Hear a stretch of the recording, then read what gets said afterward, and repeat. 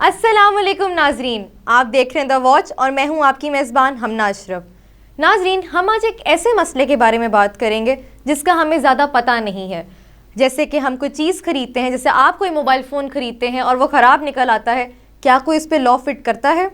ناظرین، ہمارے ساتھ موجود ہیں ماہر قانون اسد عباس بٹ صاحب۔ السلام علیکم سر، تھینک یو سو مچ آپ کے آنے کا۔ تو میرا پہلا آپ سے سوال ہے کہ واٹ از کنزیومر رائٹ، یہ ہوتے کیا ہیں؟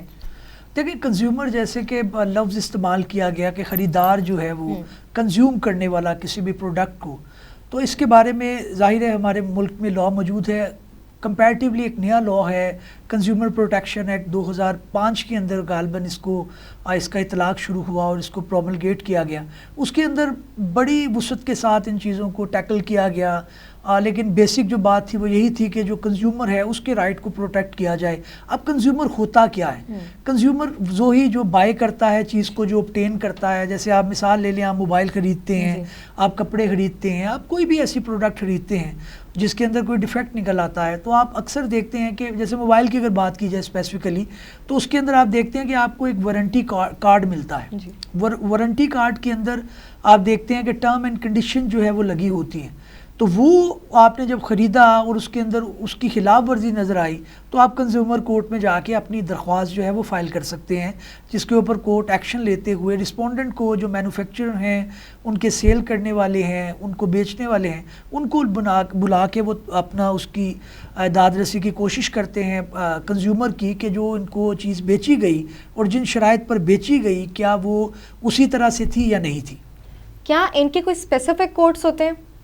ان کے اسپیسیفک کورٹس ہیں۔ ان کا کنزیومر کورٹس جو ہیں وہ ڈسٹرکٹ کی سطح پہ بنائے گئے ہیں۔ ان کو بیسیکلی عام جو کورٹس ہیں، کیونکہ آہستہ آہستہ ہم جو ہے وہ ایک اسپیسیفیکیشن کی طرف جا رہے ہیں۔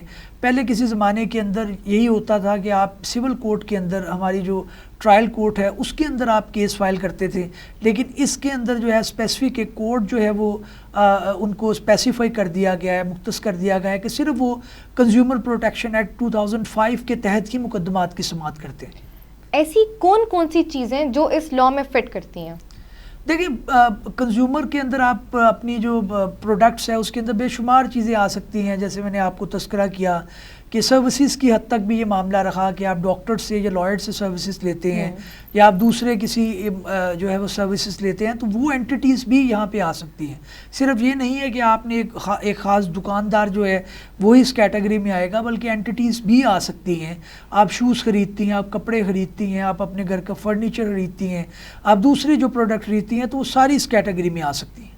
یہ تب ہوتا ہے جب مطلب ہمارا وارنٹی کارڈ جو ہمیں ملتا ہے اس کو ہم جہاں سے ہم نے چیز لی ہے وہاں پر جاتے ہیں، وہ ہمیں نہیں کچھ صحیح کر کے دیتے، پھر ہم اس کورٹ میں جا سکتے ہیں یا اس کے بعد؟ دیکھیں، دیکھنا پڑے گا۔ ہر ایک چیز ہے وہ یہ ہے کہ کنزیومر جب کوئی چیز خریدنے جاتا ہے تو وقت کی قلت کے باعث اتنا ٹائم نہیں ہوتا کہ آپ وہاں پہ بیٹھ کے اس وارنٹی کارڈ کو پڑھیں اور اس کے اندر جو شرائط لکھی ہیں اس کو سمجھنے کی کوشش کریں کہ آپ کو کتنی پروٹیکشن دی جا رہی ہے۔ تو بیسیکلی وہاں پہ کورٹ زیادہ جو ہے وہ ٹلٹ کورٹ کا کنزیومر کی سائڈ پہ ہوتا ہے کہ آپ نے ان کو چیز ایک تھما دی جو ڈیفیکٹیو تھی، اس کے اندر کوئی نقص تھا، تو اب بعد میں آپ اس کو تبدیل کرنے کے لیے یا نہیں دینے کے لیے یا ٹھیک کروانے کے لیے آپ اس پہ ایگری نہیں ہو رہے۔